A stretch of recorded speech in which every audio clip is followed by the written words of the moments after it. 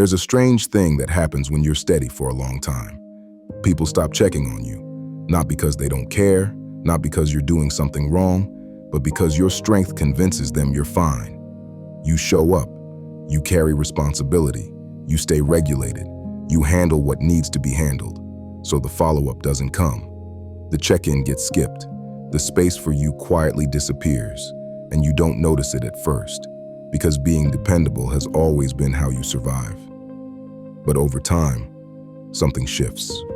You realize you're being trusted without being seen. You're respected without being held. You're valued for what you carry, not for what it costs you to carry it. And if you're honest, that wears on you, especially when life gets heavier, especially when grief enters the room, especially when you're learning a new environment, especially when you're giving more than you're receiving. The paradox is this: the more competent you are, the less people assume you need support. The more reliable you become, the more invisible your needs feel. And if you're not careful, you start believing the lie yourself. That being strong means being silent. That leadership means absorption. That presence means endurance.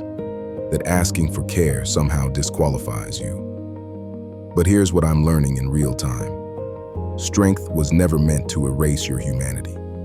Being steady doesn't mean you don't get tired. Being capable doesn't mean you don't need witness.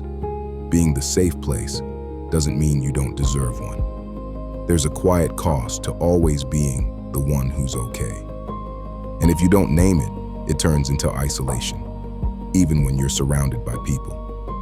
So if you're in a season where you feel overlooked, not because you're failing, but because you're functioning, pay attention.